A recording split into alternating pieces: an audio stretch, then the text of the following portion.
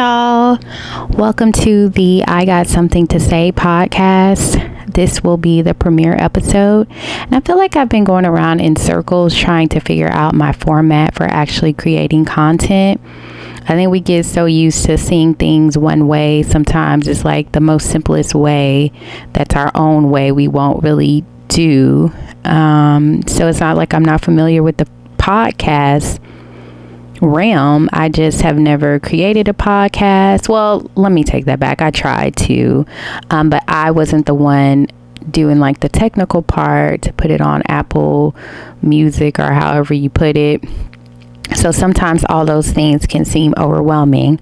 So I have been hearing lately in the social media world about YouTube really trying to step up their game with podcasting. And I thought, you know what? Let me just jump on this bandwagon because I have been a YouTube lover from the beginning. I still consume a lot of content on YouTube, and it just feels like, honestly, it feels like home. I have also been creating content on social media, short form content, but it just never seems to get to the heart of what I want to say for real, because it's very, centered around attention grabbing. So I say all this to say that welcome to this podcast. I also have created YouTube videos, and honestly, even with the YouTube videos, it's like it really feels like a challenge for me. I am self-diagnosing myself with ADHD, and honestly, when I think about creating YouTube video, even though it seems like the simplest thing to just get on and go ahead and say what you have to say, there's lights, there's hair, there's makeup. And honestly, for my lifestyle, as far as being a mom and working and just sometimes being all over the place, those things will just hinder me, even though they seem simple to just kind of get over. That I'm like, let me remove these barriers. So right now, the podcast will be faceless. And I will probably pop in occasionally to make actual video podcasts, because I understand we are in a super visual world right now. So even this may, not go anywhere. But at this point, as an artist and as a creative, I have to remove myself from what happens afterwards. So obviously we can work very hard to make sure our visuals look good and that we put in the actual effort so that we can get the, conversation and community that we want. But at some point, I have to just strip it down so that I can get to the heart of what I want to say and what I want to put out there. And maybe it's not going to be in the most flashiest way right now. I will also say that I create a lot of content. So if you do want to engage with me, see my face and all those things, I have other videos on YouTube, also on my social media page by Brittany Butler. And I also created a new Instagram page, but for now I won't speak on that page because I am trying to keep that page very separate so that I can just honestly say my points of view without it being attached to me per se. I know that sounds weird, but anyway, let's get to the heart of today's episode. There are so many things on my mind and so many things that I want to talk about that I don't want this episode to be all over the place, but because I haven't actually been able to say all these things in a format where they just go ahead and leave my brain, this may be a little bit chaotic. So I've been trying to create, like I said, reels. I even started trying to do a Substack, and even the writing was just it just seemed like a barrier. And it's like, I just want to say these things and be done with it. And it's like, well, Brittany, just say the things and be done with them. Don't try to write them. If you feel like that's a roadblock for you, if you feel like coming on camera all the time, being visual is a roadblock, let's just remove these roadblocks. So y'all, just talking a non-stop on here to create this podcast. I'm needing to really work on my breath control, but this should be a fun little experiment. So what I really wanted to talk about and what I've been trying to write a blog post on is the documentary or the Renaissance movie with Beyonce. And then I also watched the documentary from Tyler Perry, which was Maxine's Baby. So I think for today, I may just stick to that because at any moment I may be interrupted by my toddler. So yeah, my ADHD, I'm over here trying to record a podcast knowing homeboy is like, where's mom? And could bust in the room at any moment. So anyway, I have a lot of thoughts, and I don't want to just be another voice out here trying to say negative things or, take away from anyone's talent or anyone's hard work. But my overall thought with everything, I'm just going to let you guys know, I try my best. I'm not perfect, but I try my best to look at things from how is it affecting us as a whole, as a community. And I do center a lot of my thoughts around the Black community, even though sometimes we're not all together. That is the place that I'm coming from. I went to Georgia State and I graduated with the African American Studies degree. I grew up in Houston and Atlanta, so these are very Atlanta's very Black, and then in Houston, the part of Houston I live in, it was very Black as well. Multicultural, but a lot of it was Black. Like my principal was Black in elementary school. Majority of the students were Black or Hispanic or, different cultures. Like white was the minority until I moved to, even though I say Atlanta, it was more like Kennesaw, so it was a suburb of Atlanta. But I say all that to say that is my vantage point. That's where I'm coming from. It's going to be hard for me to come from anywhere else because that's where I'm coming from, right? But I do want to try my best to think about it in a lens of how does this affect us as a whole. I do feel like we all live here in this country together. We live in this world together. And I also am coming from the perspective of a mom who is thinking into the future. What are we leaving for our kids? What are we teaching our kids? And I'm just going to say right now, it's looking kind of bleak for me. I know that that's a dramatic statement, but it is looking pretty bleak for me. I even have to change my parenting style, I feel like, to compensate for some of the things that it looks like we're headed to. And that is the reason that I'm critiquing these two movies and documentaries, because it is something that is centered in the Black community. Most of Beyonce's fans, I know she has fans of all different races, but I know that Black women really stand for her. Obviously not all. And then I know the Black community really stands behind Tyler Perry, as we should stand behind those who we feel like speak for us. But sometimes I don't see the critical thinking piece. I'm gonna just pause because I think that is what scares me the most about social media. That's what scares me the most, when people are rallying behind these quote unquote Black excellence pieces, that I'm just like, well, where's the critical thinking in there? So I'm going to just say it with my whole chest. I'm going to say everything with my whole chest. I'm going to stand behind how I feel, and I am okay with being wrong. I think I couldn't do a podcast before now because I wasn't okay with being wrong. And I think when I say I'm okay with being wrong, it's like, these are my points. Like, I don't necessarily owe them to be right or wrong to anybody. This is just me watching it as a viewer and what I have to say.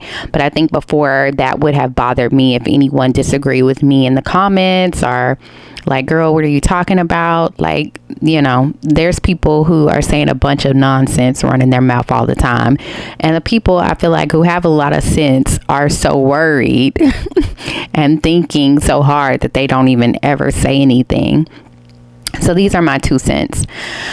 Lord, where do I start with the Beyonce film? It was funny. Before we even went to the movie, on my group text, there was someone who I associated with on the text messages, and she was saying that she felt like the movie was going to be Beyonce saying over and over again how hard she works. And I just thought that was an interesting perspective.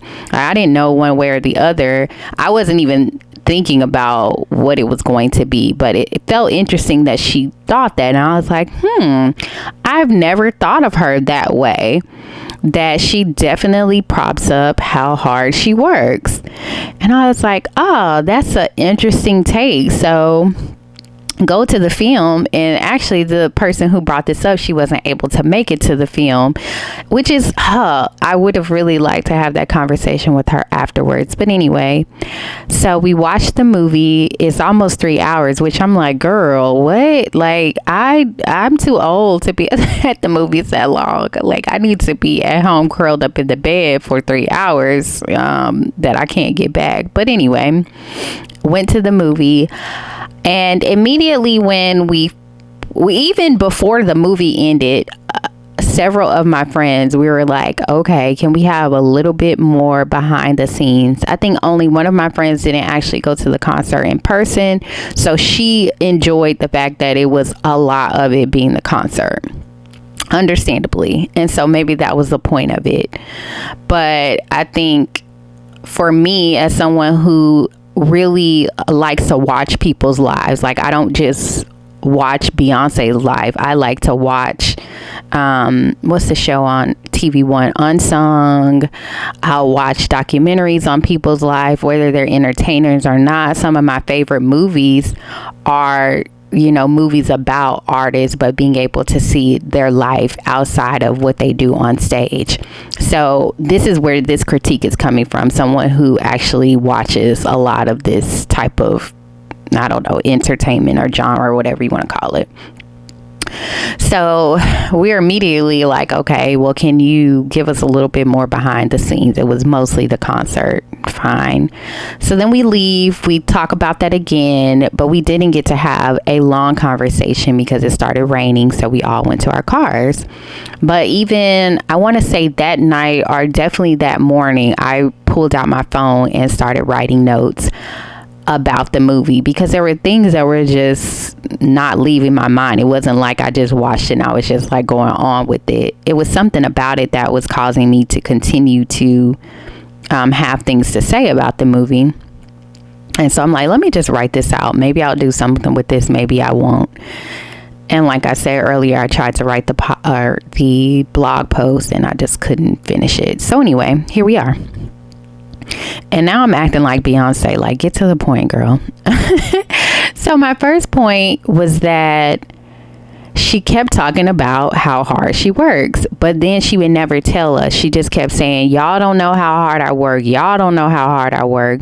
Y'all don't know how much goes into putting in a tour. And I'm like, no, we don't, Beyonce. Like, that's obvious that we don't know. It's not something like when people talk about motherhood and they say, oh, you don't know how hard it is. When people have all these like ideas about motherhood not being that bad, right? So when you say you don't know how hard it is, or you don't know how hard marriage is, which people do that, and people do question like, well, what is hard, right? But no one is up here like, oh, it's easy to put on a world tour. Like, like we don't need to be told that that's hard work. Like, I think most of us can understand that, right? So then we're here for you to break it down to us. Like, let us know how hard it is. That's why we came to the movie. So instead of doing that, she just honestly kept saying it. And it made me realize that she wants us to see her as a hardworking individual. And I am trying to grapple with that, because there's nothing wrong with that per se, but it makes me question, why is that so important for you to have us see? Okay, I am back. Not that you knew that I left, but exactly what I said was going to happen. My 3-year-old came and interrupted me. And so I think I left off on the point of just trying to understand, what do people mean when they keep saying that they work hard? It's like they want to be put on a pedestal for the hard work that they're doing. And I don't want to say, like hard work doesn't matter, but I think we do have to find a way to decide what hard work does matter, because the hard work of putting together a tour is not something that the world necessarily needed, right? We could argue that, right? Obviously, she made her CD and she feels like the music needs to be out there, the message needs to be out there. And I'm not going to argue that the concert didn't help people, didn't heal people, but it's hard work. That was hard work that you created. Y'all, my household will not let me be great and finish this podcast. So hopefully I'm coming back at a point that makes sense. And so I left off saying that although the world tour is something that she worked hard for, ultimately when people say they're working hard for something, which I'm trying to kind of grapple with, like I said, you're working hard for something that didn't exactly need to exist. Like, it's fun for us, I'm not saying that, but I think that we're getting to the point where everyone just wants to be entertained, and they're saying they're working so hard on these videos and this entertainment, where it's like, okay, well, you're putting more into the world, into our consciousness that doesn't necessarily have to exist, right? Because what do we really need to be working hard on? And obviously that's going to change for each person, and I'm not saying that beauty and fun and all these things shouldn't exist, but I'm just going to say with my whole chest, like, you know, you put on this world tour, and some things that I have been trying to think on, meditate on, don't necessarily have an answer for, but I was watching a video and it was just talking about or I might have been reading it, and it was saying that the amount of like carbon footprint of, I think it was really about Taylor Swift, but it was talking about that she was one of the biggest contributors to like the essentially the pollution, because of all her flying that she's been doing back and forth to see Travis Kelce, or whatever his name is, Kalichi, or I don't know. I'm just saying things at this moment, but you know who I'm talking about, her man. And so it just really made me think about the fact that they're having these world tours, and they're not just going by bus anymore, right? From city to city. No, they're having like private jets fly them around the world. And so one of the other things that stood out to me, and that Beyonce just kind of breezed over, is she mentioned that she was in Nice, France. And I was assuming that at that point she was there for a concert, but then it kind of moved scenes. But at the end of it, she said, and I've been flying back here with my kids so that they can have something nice. Now, see, that's the part that made me feel like, okay, we are taking this like my kids having a nice experience thing a little bit too far for me, because you're trying to tell me there's nowhere in the whole US in each tour stop that your kids can have a little bit of freedom and like swim in the pool and all that. Like, y'all have to go from the US to Nice, France. And I know she was saying so that they don't have to be photographed and things of that nature, which I don't know what that part is like. You know, I'm not saying that she doesn't deserve privacy, but I'm just trying to understand that there's nowhere else nearby where you are that could provide that privacy for you and your family. I just don't buy that, right? And so she really wants to come off to me as this person who is humble, who is really nice. And I'm not saying she isn't these things, but to me, you want to come off as relatable, like you're really just this Houston girl, you're this down south chick, which I think you are, and you're always going to be that. I'm not going to take that away from you, but you're at a point where you're just not relatable to us the way that you want to be. And I'm saying this based on things that she was bringing up in the movie, and I'm saying this based on her album as well. When we hear Break My Soul and you're like, oh, I quit my 9 to 5, like, no, you didn't. Like, I love that she's singing our songs. Like, I know this sounds strange. I love that she's singing our songs. I really related to the song when it came out, and I understood her saying that she's sleeping well at night. So I'm not excusing her as human and being a part of the pandemic and all the things that we've experienced. I don't think anyone was able to just skate over that, whether they had money or they didn't. But at the end of the day, you're just not as relatable as you're trying to make yourself be. And I don't think you have to be. Like, definitely let us know how you're living. Like, that's fine that you've made it to this certain point. But everything that I'm trying to say this without being shady, but honestly, without these people that you're trying to make yourself seem relatable to, you wouldn't even be able to be flying from here to Nice, France, right? Your fans made you. Corporations obviously have piggybacked on the fact that you have an audience, and then they further, allowed you to have money. But the long and the short of it is that you're not just doing this all out of the goodness of your heart. I'm just sorry. She's not. She's doing it because she can make money. She has a chokehold over the market, so she can go make a whole CD, not even make any videos, and then we're anticipating this concert, and then the concert is really toned down from a lot of her dancing and different things that she's had before, because really and truly, which I'm fine with how the concert was, but I think there was an expectation with the fact that you had 0 videos this time around, that when we got to the concert, we were going to get like dances that to me went with the songs, like what you were thinking when you made this song. And we really didn't. We just kind of got you singing the songs, which I enjoyed every minute of the concert. So I want to throw that out there. But then the movie to me was just another money grab. It really was, because it was the concert for those people who couldn't afford to go to the concert, which that part is fine. Like, but it's not like this gift to us in the sense that, oh, for the people who couldn't afford to go to the concert, here's the movie. Like, no, it's another breaking records, getting more money.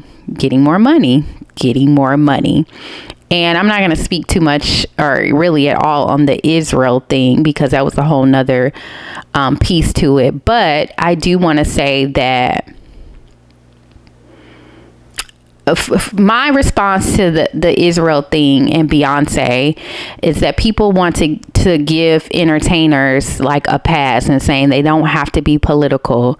Like, obviously no one has to be political, but if you guys are relating to Beyonce as if she's like a black woman, she's like me, she feels how I feel, is what a lot of people feel about her, then I would want her to do essentially what I would what I would do if I was in her position. That's how I'm going to look at a celebrity and someone that I'm supporting, because at the end of the day, without her fans, she wouldn't be Beyonce, right? Like, sometimes people act like they're made in a vacuum and it's just their hard work. It's like, yes, it's their hard work, but they also have to have an audience that's supporting them financially, and that's something that she had, right? So if the people supporting you, just like the people who are voting for their officials, want their officials to speak for them, you want the person that you're supporting financially, even if you guys say, yes, I'm only giving her $10, but you're supporting her, you're standing by her in the media when people come for her, all these different things. It's like, I want to be able to know that you got my back. And then my other response, I've been something about the Montgomery bus boycott. Lord, I can't get it out. And the March on Washington have really been sticking out to me. And when I think about all the people that were at the March on Washington, there were entertainers. Because you guess what? I'm going to use my celebrity to make a statement to say what isn't right. I'm not worried about my pockets at this moment. I'm worried about what needs to be done that's correct. And I'm talking about white and black entertainers. No one's coming off the top of my head right now, but I know people sang at the March on Washington. So obviously if you're there singing, you're saying something, right? And Beyonce has sang for different presidents, so we're assuming she supports them. She did something for Hillary, so let's not act like she's never done anything political. And so this is everything I'm saying really is beyond Beyonce. I know I'm talking about Beyonce, but celebrities are the things that move people more than sometimes politicians are. If I just were to say this without it being attached to a figure, right? You're not going to really listen to it. But the fact that Beyonce and other celebrities get a pass of, oh, well, it doesn't matter. Like, they're just celebrities. We shouldn't be looking for them to do those things. Like, yes, we should be looking for them to do those things. We should be looking for all of us to do those things, because if not them, who? They have a voice. Like me recording this podcast, I may only get 2 people, right, to understand my viewpoint, and that may not go that far. But if Beyonce with millions of followers says it does go somewhere, right? So, it's fine. And I understand that just because they're in the public eye doesn't mean that they are, what's the word? Like they've researched the topic or they even know much about it to make a stance. But if people are asking them to, then I think at that point, obviously, she can get someone to figure out the information for her to be able to make a decision, right? So, yeah. And I also think about, was it Ray Charles pulled out of performing in the South until they fix the segregation problem? So it's like, come on, y'all. Let's not act like people haven't sacrificed their money to make a political statement. And right now, I just don't see that many are willing to do that, willing to make their own personal sacrifices and also monetary sacrifices to do what they think is correct, and just show us that, they have some thoughts behind that. I don't want to belabor the point, because I think you understand what I mean by it. And it wasn't only just negative things that I had to say about the documentary. I really love the fact that she pointed out that she feels even freer in her 40s and that she was a big people pleaser, because that hit the nail for me right there. And I actually saw the comment before I watched the movie. And I'm in the same spot. Like, I've been a people pleaser and I'm just no longer doing that anymore. Like, number one pleaser is God. And honestly, God lives within me. So it's making sure that I nurture myself. So I really appreciated her saying that. And then I even appreciated her talking about the fact that it's easy to lose yourself in that business, because I'm just learning more and more about the music industry, the background of it. And it just does not look like a very healthy place. All these things that are coming out about Diddy and Cassie, and I feel like there's more people, but it's just R. Kelly. There's so many things that are coming out, and it's just like making you scratch your head. So I understand her saying that she's been able to stay grounded through her family and through her motherhood. And I'm not going to even come for her motherhood, because I don't care how much money you have. Like, the love that you have for your kids and what you want for them surpasses your money. That I just 100% believe about her, and the way that her mother has mothered her is the way that she wants to mother her kids. So I have no comments about that. And honestly, when I'm saying going across for them to have a nice life, they should have a nice life. But the reason that I have pause about that is because I know people watching her right now and watching the internet as a whole. It's like people are just trying to outdo each other with this, like, I'm going to do this for my kids. I'm making sure my kids have this and that. And it's like, whoa, like, what are you leaving your kids to actually work for? And I'm not saying they need to live in poverty. I'm just saying, like, dang, like, the pressure, it's a lot. I just feel like it's a lot for the kids and it's a lot for the adults. And under capitalism, it just, like, we're going to continue to move the goalposts about what is a normal life and how much you have to have a quote unquote normal life. Like, it's just moving to a place that I just do not feel like it's obtainable, sustainable for many of reasons. And so I just want that imagery not to stand out to people and make them feel like they're doing less by their children because they're not going to Nice, France. You know what I'm saying? Like, have you went down an hour down the street and showed your kids a good time? Like, let's just put these things in perspective. But again, I am saying two-sided things, because I said she just needs to show us our life. She doesn't need to make herself relatable, right? So I don't know, you guys. And also too, I said that I was going to make this about Tyler Perry, but it seems like I've already talked a while. But what I will say about Tyler Perry and Beyonce is that both of their documentaries felt very like self-grandizing, promoting, and it's just like, okay, we all already knew before we watched that documentary that y'all work hard. Like, we did. We 100% already knew that. So I just wanted the depth. That's it. And I don't know, I can't say exactly how they were supposed to show that depth, but I felt like that was missing. It was just like, oh, okay.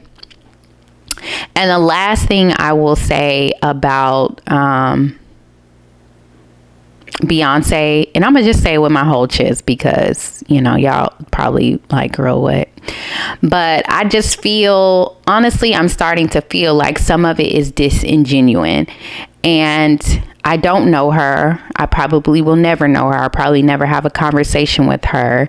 But some of the things that she's aligned herself with, even though it does seem like, oh, that's radical, I feel like they have been timely, or maybe just a step behind something that has already happened. And it's not as if she's doing something that's controversial the way that it's being portrayed. So the fact that this album was, the Renaissance and giving, what is the word? Like, honor and homage to the ballroom culture. Am I saying that correct? You guys know what I'm talking about.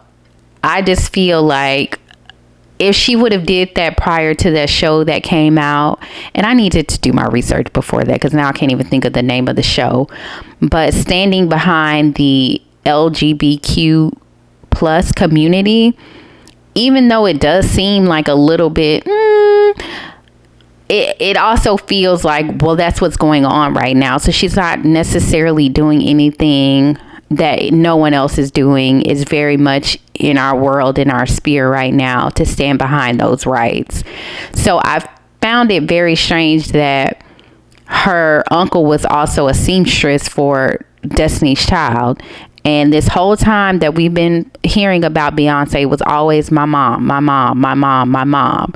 So to me, if she was someone who wanted to stand behind those rights and let us know that, her uncle having a gay lifestyle had nothing to do with how joyful he made their life, how much he loved them, then it seems like this would have always been a part of your story. Like, we never heard about Uncle Johnny making your costumes. So if Uncle Johnny and your mom were making costumes for Destiny's Child, it seems like that would have been part of the narrative, but it was always her mom.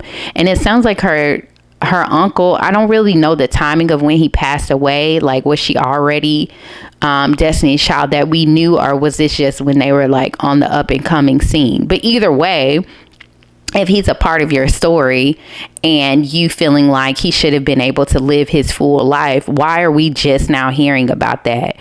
And I'm not, honestly, you guys, I know I'm saying all this and it sounds pretty negative. I understand people evolve, and things that they weren't getting behind before, they may be getting behind now.